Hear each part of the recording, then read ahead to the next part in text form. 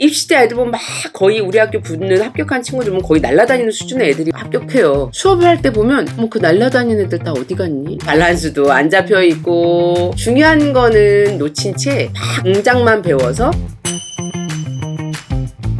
여러분 안녕하세요. 성균관대학교 연기예술학과의 김현희 교수입니다. 반갑습니다. 여러분 오늘은 움직임에 대해서 이야기를 좀 해볼까 합니다. 우리가 저 배우 진짜 연기 잘한다 라고 할 때 뭘 보고 우리가 그렇게 얘기를 하죠? 말을 하고 또 행동하고 감정하고 이 세 가지가 완벽하게 일치해서 그냥 그 인물 자체로 보일 때 우리는 와, 저 배우 진짜 연기 잘한다 이렇게 이야기를 해요.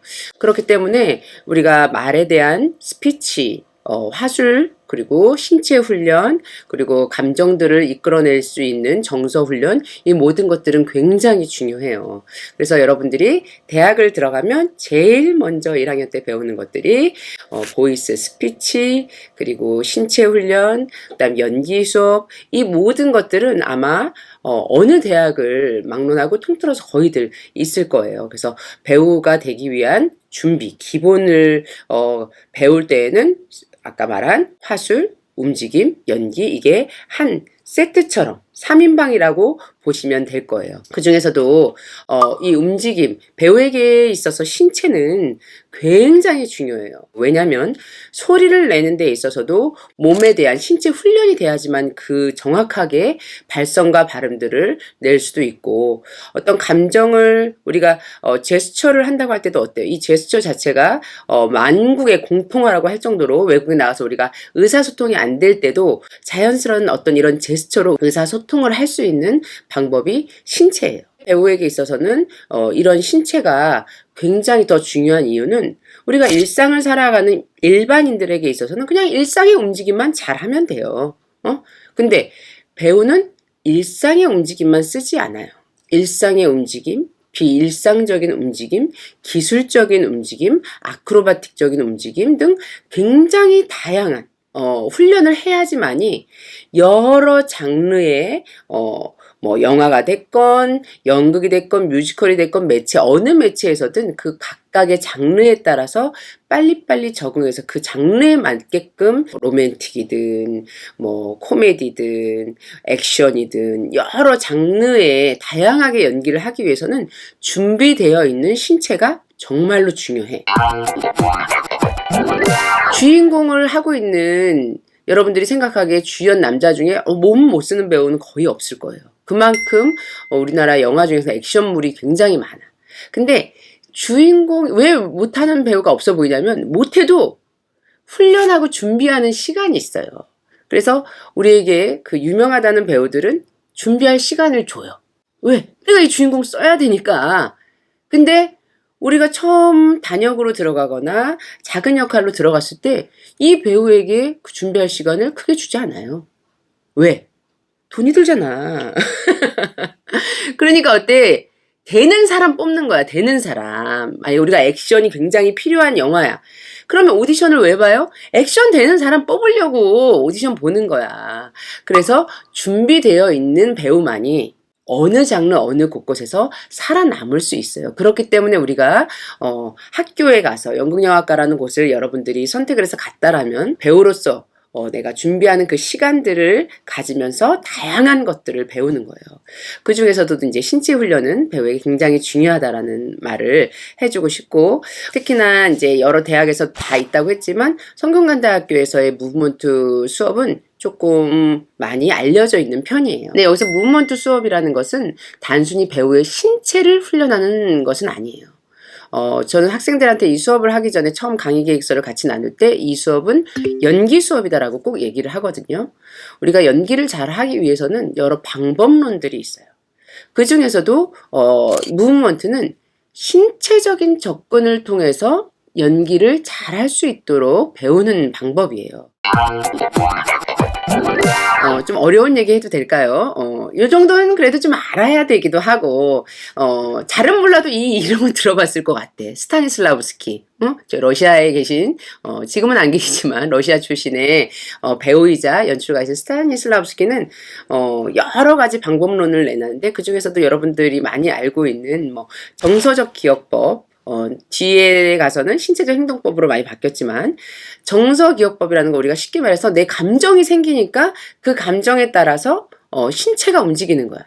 예를 들어서 내가 막 지금 막 마음이 막 불안하고 막 이렇고 막 화가 나다 보니까 그 화가 나는 걸 주체를 못 하다 보니까 부들부들 떨다가 너무 더 화가 나서 여기를 꽝 쳤어. 이거는 이제 스타니슬라브스키가 말한 방법론이라고 치면, 근데 우리 배우도 사람이잖아, 그지? 어떻게 맨날 그 감정이 여기에 생길 수가 있겠어. 그런데다가 영화나 드라마 같은 경우는 어때? 한 번에 끝나지 않아요. 여러 번 찍고 하다 보니까 막 감정을 다 소진해서 결국 촬영할 때 그 감정이 안 나올 수도 있어요. 그래서, 메이어 홀드라는 또 다른 연출가는, 생체 역학이라는, 이거 너무 어려워진다. 이건 나중에 구체적인 건 저희 학교 들어오면 그때 배우는 걸로 하고, 대신 메이어 홀드라는 연출가만 알면 돼요. 이 사람은 신체가 먼저 작용을 해서 감정이 나올 수 있다라는 얘기를 했어요. 내가 화나는 감정이 먼저 여기 막 생기지 않아도 무언가 이 주먹의 근육을 주먹을 꽉 쥐면서 생기는 이 근육의 힘과 이것을 딱 내리쳤을 때 내리치면서의 충격과 이 모든 것들로 인해서 이 동작으로 하여금 내가 지금 살아있는 진짜 감정을 불러일으킬 수 있다라는 거죠. 그래서 신체가 먼저 가면서 감정이 따라올 수 있다는 거야. 근데 쉽게 말하면 닭이 먼저냐 달걀이 먼저냐 이 얘기야. 왜냐하면 모든 것들은 분리해서 갈 수가 없어요. 신체와 정서는 심리는 같이 갈 수밖에 없어요. 그래서 먼저 출발점을 뭘로 하느냐의 차이지 항상 같이 가고 있다라는 건데, 그래서 우리는 먼저 신체적인 접근을 통해서 살아있는 진짜 감정을 불러일으켜서 사용할 수 있도록 움직임을 배우는 거예요. 입시 때 보면 막 하는 사람들 많이 느낄 거야. 아니 도대체 왜 내가 이런 아크로바틱을 배워서 떼굴떼굴 굴러야 하며 왜 이렇게 서야 되며 이걸 도대체 내가 배우가 되려면 이런 걸 해야 되냐? 막 이렇게 느끼는 사람들이 많은데, 아까 말한 대로 배우는 일상적인 움직임만 하는 것이 아니라 어떠한 움직임도 요구하는 것을 해낼 수 있는 준비된 몸을 만드는 것이고, 그리고 내가 지금은 못하지만 우리 수업할 때 보면 처음 보면 학생들 막 구르기도 못해요. 어려워하고 무서워하고 그 구르기도 못하는 친구들이 나중에 책상을 굴러서 뛰어넘고 막 이런 동작까지 다 배우거든요. 그 모든 것에서는 그 동작을 배우는 것 자체가 중요한 것이 아니라 내가 못했던 두려움을 느꼈던 그것들을 해냄으로써 성취감도 느끼고 자신감도 느끼면서 내가 무엇이든 할 수 있구나 라는 그 감정들, 그 상황들, 과정들을 배워가는 거예요. 그랬을 때 우리가 여러 장르의 작품을 하더라도 나는 웃기는 거 싫어하고 잘 못해. 나는 굉장히 진지한 사람이라 비극적이고 진지한 연기만 하고 싶어. 근데 코미디가 들었어. 그러면 내가 못하는 거에서 계속 거절하게 돼. 이거는 안 해봐서 못할 것 같아. 이것은 이래서 안 될 것 같고. 이러면 누가 신인인데 이것저것 재고 이러다 보면 언제 할 수 있겠어. 내가 준비된 몸이라는 것은 신체적으로 이 근육의 준비만 된 것이 아니라 그 감정과 신체와 멘탈, 정신과 이것들이 준비가 모든 것들을 하나로 만들기 위해서 우리가 움직임 수업들을 배워가는 거예요. 이런 것들은 학교에서는 그런 식으로 배우고 있지만 여러분들 또 입시할 때는 또 다른 거죠. 일단 막 동작 배우기 바쁘지. 그래서 학교 들어오면 난리도 아니야. 그 날아가던 애들 다 어디 갔니? 입시 때 애들 보면 막 거의 우리 학교 붙는 합격한 친구들 보면 거의 날아다니는 수준의 애들이 막 합격해요. 수업을 할 때 보면 그 날아다니는 애들 다 어디 갔니? 이런 생각이 들어. 밸런스도 안 잡혀 있고 그러니까 중요한 거는 놓친 채 막 그 동작만 배워서 하기에 바쁘더라고요. 움직임을 표현할 때도 내 감정과 정서와 호흡과 내가 만들어진 그 스토리, 그리고 굉장히 중요한 거였어요. 움직임에서 제일 중요한 것 중에 하나는 음악이에요.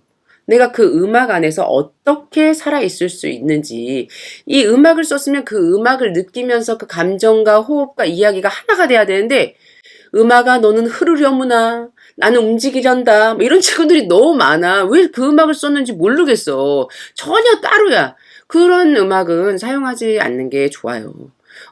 그냥 그러면 선생님들이 힘들고 지쳐 있어서 그 음악 감상한다? 이렇게 음악 좋다. 그리고 음악 감상하고 있어. 그럼 움직임이 잘 안 보여요, 여러분. 그래서 움직임과 음악, 그 음악적 리듬과 템포 안에서 그 움직임을 해낼 때, 아, 이 친구는 굉장히 하나가 돼서 굉장히 감정과 정서와 움직임을 제대로 표현할 수 있는 친구구나 라고 보게 되는 거지. 움직임은 막 굉장히 잘해. 아크로바틱 막 계속 돌고 돌고 막 백핸드 하고 막 뛰어넘고 브릿지에 막 물고기 막 난리 났어. 근데 혼자 하고 있어. 막 감정도 없어. 그냥 기술적인 것만 보여줘. 이건 아니야. 우리가 체조 선수를 뽑을 게 아니라 우리는 배우를 뽑는 거기 때문에. 우리 제자 중에 정혜성이라는 배우가 있어요. 우리 혜성이가 예전에 우결? 여러분들 우결 아나? 지금은 끝나서 모를 수도 있는데 우리 결혼했어요라는 예능 프로가 있었어요. 거기서 이제 남편으로 공명 배우가 함께 나왔었는데 학교 수업하는 거를 촬영을 하러 온 거예요. 그래서 제 무브먼트 수업을 우리 혜성이와 또 공명 이 친구가 같이 수업을 들었어요.